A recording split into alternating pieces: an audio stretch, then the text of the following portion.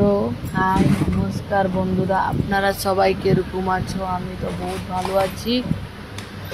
আজকে রান্না করব বাঁধাকপি মাছের মাথা দিয়ে। তাই আমি এখন বাঁধাকপি ভাবছিলাম কড়াইতে বসাবো। কড়াইতে তো জলদি গলবে না, অফ সিজনের বাঁধাকপি।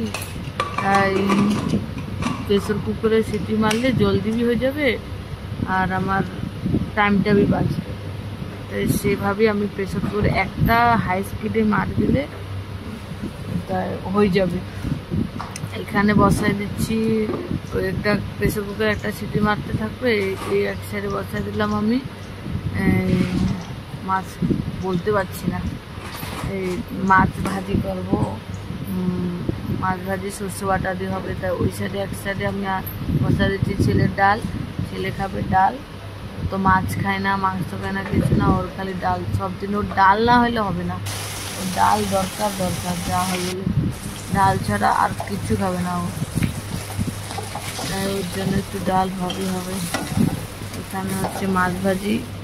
বাবু বড় বড় রুই মাছ নিয়ে আসছিল, রুই মাছ ভাজি হচ্ছে। রুই মাছ ভাজি হয়ে গেলে এখন বসাই দেবো। ওই বাঁধাকপি একটা সিটি মারা হয়ে গেছে, এখন ওইটা মাছের মাথা দিয়ে আর লেজা দিয়ে বানাই দেবো বাঁধাকপি। এখন বসাই দিলাম কড়াইতে তেল। সবাই যেরকম রান্না করে আমিও সেরকম দেখি, একটু প্রেসার কুকারে এরকম হয়েছে, ভালো তো লাগছে, কিছু খারাপ না।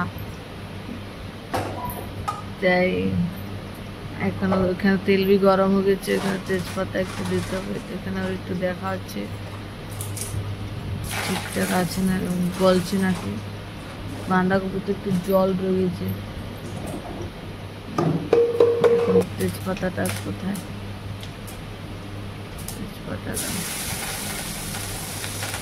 তেজপাতা দিয়ে দেবো। তারপরে পাঁচফোড়ন একটু দিয়ে দেবো। পাঁচফোড়ন না দিলে তো ভালো লাগবে। আমি তো জিরা কম ইউজ করি, শুকনো জিনিস আসলে একটু আমি চেষ্টা করি পাঁচফোড়ন দিয়ে করলে একটু বাসনাটা ওর ভালো আসে। তাই তারপরে এখন পেঁয়াজ দিয়ে দেবো। পেঁয়াজটা একটু ভাজা হয়ে গেলে একটু তারপরে একটু মশলা দিয়ে দেবো। যেরকম সবাই রান্না করে সেরকম আমি রান্না করছি, কিছু না। একটু মশলা দিয়ে দেবো। এখন মাছের মাথা দিয়ে রান্নার জন্য মশলা।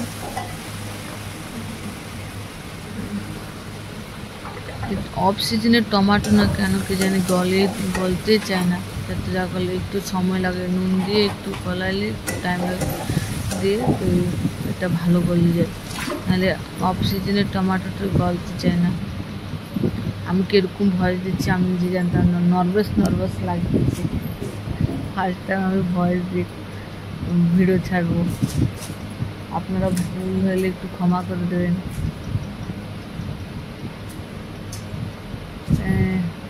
এখানে হলদি দেওয়া গেছে। বাঁধাকপিতে দিয়েছিলাম ওই যে সিদ্ধ করার সময় তোতলাভাবে কথা বলছি আমি।